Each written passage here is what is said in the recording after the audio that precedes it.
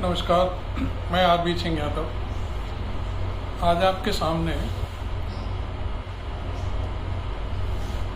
देश की बदलती राजनीति का व्यापक दृष्टिकोण पेश करने की कोशिश करूंगा। आप देख रहे हैं मेरा YouTube channel RB Singh Yadav editor. Manipur और महाराष्ट्र की धमाचौकड़ी के बाद अब कहीं कोई मुद्दा आगे न बढ़ जाए, कोई मुद्दा सामने ना आ जाए, इसके लिए बीजेपी, नरेंद्र मोदी और आरएसएस तीनों लोग सक्रिय हो गए। उनकी सक्रियता का जो मापदंड है वो सिर्फ और सिर्फ राहुल गांधी की बढ़ती लोकप्रियता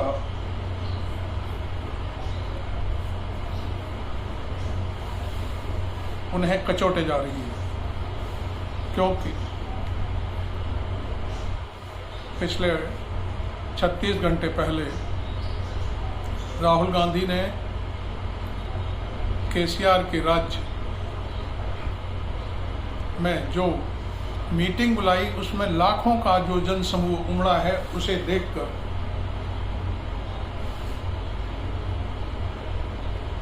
भारत सरकार, बीजेपी और आरएसएस तीनों की नींद उड़ चुकी है। इसके लिए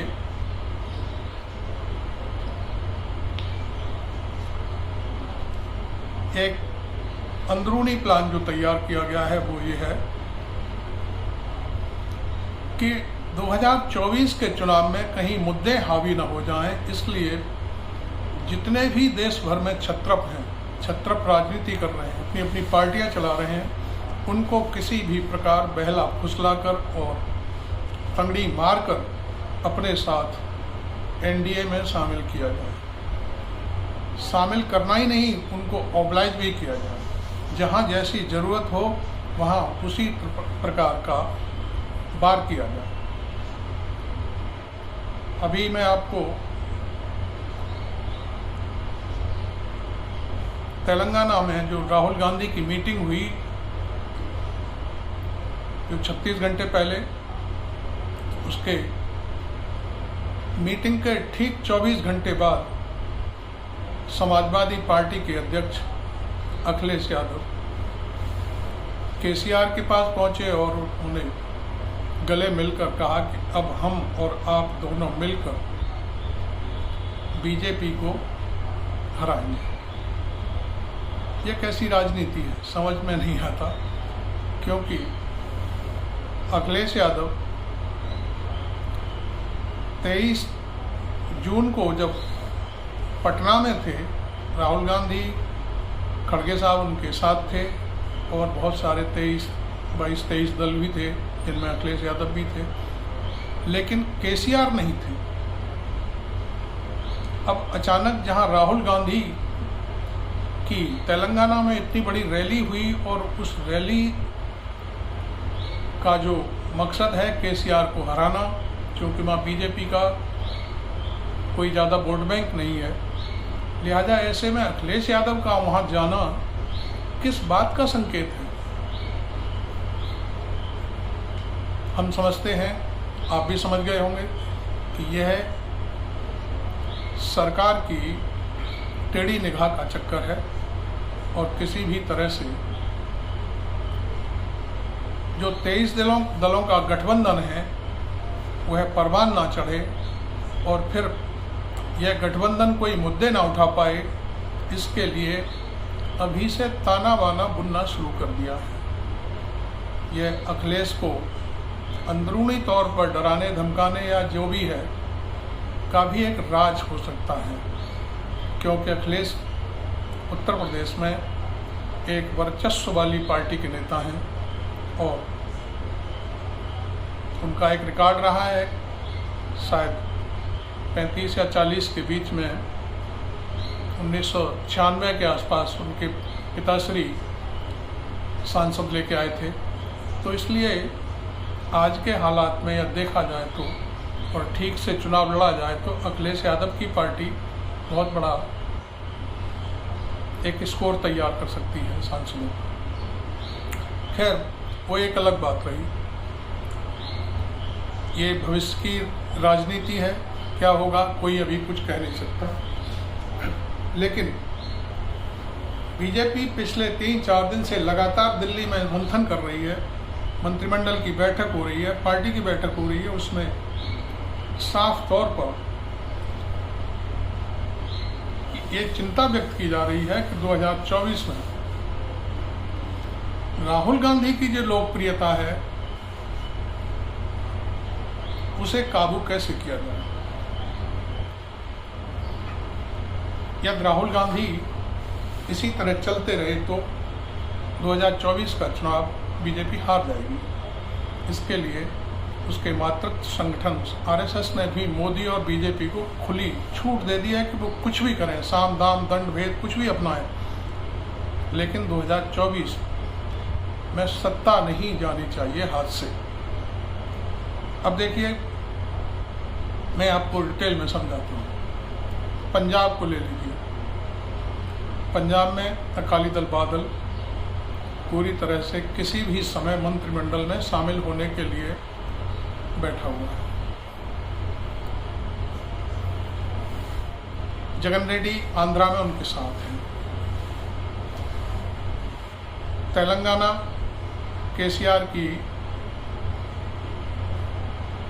समिति को उन्होंने इतना बेबस कर दिया है कि ना वो उगल पा रहे हैं ना निगल पा रहे हैं। बीजू पटनायक के बेटे जनता दल बीजू पटनायक उड़ीसा में उनके साथ हैं। और अब उत्तर प्रदेश की बात करें तो मायावती ने यूसीसी में अपना समर्थन व्यक्त कर दिया है कि हमें कोई दिक्कत नहीं है। जयंत चौधरी की जहाँ तक बात है, वो अकेले राज्यसभा सदस्य हैं इस समय। बीजेपी उनके लिए कुछ भी कर सकती है, जाट वोटों को बहलाने के लिए उन्हें मिनिस्ट्री भी दे सकती है, तो अभी उनके बारे में कुछ कहा नहीं जा सकता। अखिलेश को दबाने के लिए उनके पास बहुत सारे विकल्प हैं। जो गठबंधन बन रहा है उसमें सबसे पहले उन्होंने प्रहार जो किया महाराष्ट्र में किया, एनसीपी को तोड़ लिया, 8 विधायकों को, 9वां मुख्यमंत्री टूटे हुए गुट से बना के तैयार कर दिया। अब बारी है दूसरे दलों की। ममता बनर्जी भी उनके साथ पहले से काम कर चुकी हैं, इसलिए कोई भरोसा नहीं है कि ममता बनर्जी अंत तक कांग्रेस के साथ रहे। इसी तरह कुछ और दल हैं, इसमें उत्तर प्रदेश के पूर्वांचल में कई दल ऐसे हैं छोटे मोटे, जिनको धीरे धीरे काट छांट करने में उनको कुछ भी पकड़ा सकते हैं। बिहार में पासवान के बेटे चिराग पासवान को भी लाए जाने की सूचना है। एक टीवी चैनल से इंटरव्यू कराया गया उसका, उसमें उसने अपना लचीला रुख मोदी के प्रति अपनाया है। एक और नेता हैं दशरथ मांझी, वो भी उनका इस समय वर्तमान सरकार का साथ छोड़ करके अकेले हो गए हैं और उन पर भी शायद बीजेपी डोरे डाल रही है। अब केवल आरजेडी बचा है। आरजेडी की राजनीति आप जानते हैं, बहुत ही परिवार पूरा बहुत कर्मठ है, वो किसी चीज़ से डरता नहीं है। वो जानता है कि जेल से बढ़कर और कोई चीज़ नहीं है, लेकिन क्योंकि वो इस प्रदेश की माटी और मानुष से जुड़ा हुआ है, इसलिए उन्हें कोई परवाह नहीं है। हालांकि उसके लिए भी कल सीबीआई के जरिए चार्जशीट दाखिल करा दी गई है। तो हम समझते हैं कि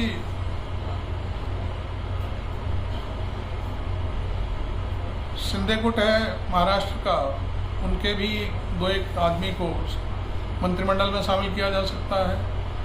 और लालच बहुत बुरी बला होती है। अजीत पवार के साथ एक दो सांसद हैं, उनको भी कुछ भी थमाया जा सकता है। सुनने में तो यहाँ तक आया है कि उन्हें वित्त मंत्रालय की चाबी सौंप दी जाए, लेकिन आगे क्या होगा कुछ कहा नहीं जा सकता। अब कुल मिलाकर एक ही गेम है कि राहुल गांधी किसी भी तरह से रोके जाएं, क्योंकि राहुल गांधी राजनीति कम कर रहे हैं और जनता के मुद्दों को ज़्यादा उठा रहे हैं। यही बीजेपी और भारत सरकार को खटक रहा है। जो आरएसएस, हमेशा मेरी दर्जनों बार आरएसएस के तमाम नेताओं से बात हुई, वो हमेशा नैतिकता की बात करते रहे, लेकिन आज वो आरएसएस भी नैतिकता भूल करके पूरी तरह से इस बात पर आमादा है कि किसी भी तरह से 2024 की सत्ता को बचाया जा सके, क्योंकि वो भी सत्ता के लालच में फंस चुका है। अब वो कहने की बातें हैं कि उन्हें सत्ता से कोई मोह नहीं है, कोई लेना देना नहीं है, लेकिन पिछले 9 वर्षों में जो सत्ता का उपभोग आरएसएस और उनके लोगों ने किया है, उन्होंने देखा कि सत्ता कैसे चलती है, अधिकारी कैसे हाथ जोड़े खड़े रहते हैं सामने, ये सारी चीज़ें अब आरएसएस खोना नहीं चाहती। आरएसएस ने नरेंद्र मोदी को खुले तौर पर छूट दे दिया कि वो कुछ भी करें, कैसे भी करें, और 2024 की सत्ता को अपने हाथ से ना जाने दें। इसलिए कई लोग ऐसे हैं जो अंत में कांग्रेस का साथ छोड़कर एनडीए की शरण में जा सकती है, और उसके लिए सरकार को कुछ भी करना पड़े, कोई भी कदम उठाना पड़े, तोड़ने के लिए उन्हें कुछ भी, कोई भी चीज़ का प्रयोग करना पड़े, वो पीछे नहीं हटेंगे। क्योंकि आज की स्थिति वो पुराना ज़माना नहीं है, जबकि आज कही हुई बात समाचार पत्रों में 24 घंटे बाद, 12 घंटे बाद लोग पढ़ पाते थे, फिर उसका जनता में आगाज होता था कि आज कल ये हो गया था, कल ये हो गया। आज डिजिटल युग है। मैं जो बोल रहा हूँ अभी 1 मिनट के भीतर सारी चीज़ें वायरल हो जाएंगी। इसी तरह से अब कुछ बचा नहीं है। समाचार पत्रों और चैनलों की आपने हालत देख ही ली है। अब खबर नाम की तो कोई चीज़ होती नहीं है, बस जो बताया जाता है वही छपता है और वही टीवी चैनल पर चलता है। जनता की मजबूरी भी है, वो देखे तो क्या देखे। जो चैनल हैं वही देखने हैं। इंटरटेनमेंट के लिए कब तक देखेगा? 24 घंटे में एक बार तो खबर देखनी पड़ेगी, और जब खबर देखेगा तो जो चीज़ सामने है वही उसके दिमाग में भर जाएगी। लिहाजा जो चीज़ें पर्दे के पीछे घट रही हैं उन्हें कोई चैनल नहीं दिखा रहा, उन्हें कोई अखबार नहीं छाप रहा। इसलिए अब जनता की मजबूरी, खुद को सोचने की मजबूरी हो गई है। वो सोचे, लेकिन जनता सोच रही है, ऐसा नहीं है। 27 जून को नरेंद्र मोदी ने भोपाल में जो भाषण दिया था और उसके तत्काल 5-6 दिन बाद एनसीपी को तोड़ दिया और उसके सबसे भ्रष्ट नेताओं को डिप्टी सीएम बना दिया, मंत्री बना दिया लोगों को। तो ये जनता समझती है, ऐसा नहीं है। लेकिन कुछ लोग कूप मंडूक बने हुए हैं, वो सोच रहे हैं कि जनता कुछ नहीं जानती। जनता सब समझती है। जनता समझती नहीं तो राहुल गांधी की कन्याकुमारी से कश्मीर तक की यात्रा में लाखों आदमी डेली आना कोई मामूली बात नहीं है।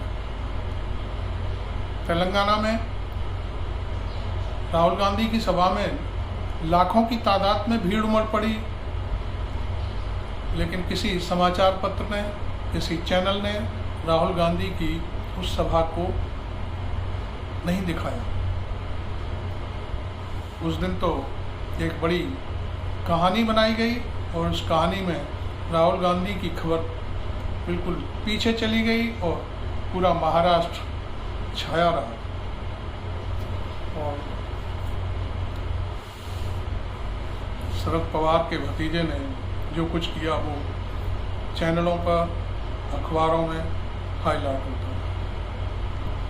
अब चूँकि खबर होती है, हम जानते हैं सारी चीज़ें, हम भी एक लंबे अरसे से सारी चीज़ें देख रहे हैं। जब कोई बड़ा घटनाक्रम होता है तो नेचुरल सी बात है, शांत खबरें पीछे हो जाती हैं और हॉट खबर सबसे फर्स्ट पेज पर आ जाती है। ये एक बड़ी विचित्र कहानी है समाचार पत्रों की, मीडिया चैनलों की। इससे हम भी अछूते नहीं रह सकते, क्योंकि जो घटनाक्रम घटा और वो अजीब व गरीब तरीके से घटा है तो उसे हम छुपा नहीं सकते। तो इसलिए वो जानबूझ करके वही दिन रखा गया संडे का। इस दिन राहुल गांधी की सभा में लाखों की तादाद में लोग आए हुए थे। अब देखिए आज के हालात ये हैं, मंत्रिमंडल विस्तार के लिए तैयारी चल रही है। महाराष्ट्र का मसला शांत हो गया, आगे जो होगा देखा जाएगा। मणिपुर में बिल्कुल शांति बताई जाने लगी है और वहाँ शायद ये सुना गया है कि 2-1 दिन में स्कूल भी खोले जाएंगे 8वीं तक के। और जो 100-150 लोग मारे गए हैं उनके बारे में कोई चर्चा नहीं है। ये तो बात तय है कि जो घटनाक्रम होते हैं उन पर चुप्पी साध लीजिए, 2-1 दिन उनकी खबरें चलती हैं, उसके बाद सारा ख़त्म हो जाता है। लिहाजा आज जो हालात हैं सिर्फ और सिर्फ ये है कि मुद्दे की बात मत करिए, महंगाई की बात मत करिए। मुद्दों में महंगाई आती है, बेरोजगारी आती है, गरीबी आती है। इसीलिए अब सिर्फ और सिर्फ जोड़ तोड़ की राजनीति को दिखाते रहिए, हॉट बनाए रखिए पूरे इस मसले को। आज जिसके पास छापा पड़ गया, कल उसको तोड़ लिया गया, परसों उसको तोड़ा जाएगा। आज उसने ये ऐलान कर दिया कॉमन सिविल कोर्ट पर, केजरीवाल ने ऐसा कह दिया, उसने कह दिया, वैसा कह दिया। ये सब चीज़ें हाईलाइट होती रहेंगी और जो मुद्दे हैं वो पीछे हट जाएंगे। और हाँ, एक बात और रह गई कहने के लिए, बस एक नारा है, सबका साथ सबका विकास। ये कहते रहिए, भले ही कहीं विकास हो न हो, लेकिन ये बात जरूर कही जाएगी, सबका साथ है और सबका विकास है। आप देख रहे हैं मेरा YouTube channel RV Singh Yadav. आपने अभी तक सब्सक्राइब नहीं किया है तो सब्सक्राइब कर लें, फॉलो करें, शेयर करें इस वीडियो को, जिससे आगे जनता देख सके, और ज्वाइन भी करें। यदि आप नहीं भी करना चाहते हैं तो कोई बात नहीं है, आप मेरे को अपना सब्सक्रिप्शन वापस लेना चाहते हैं तो आप वो भी कर सकते हैं। क्योंकि मैं देख रहा हूँ चैनल पर कि काफ़ी संख्या में लोग, 1-2 लोग छोड़ भी चुके हैं, 2-4 लोग छोड़ चुके हैं। आपको भी यदि अच्छा नहीं लग रहा है तो आप भी छोड़ सकते हैं। Thank you very much.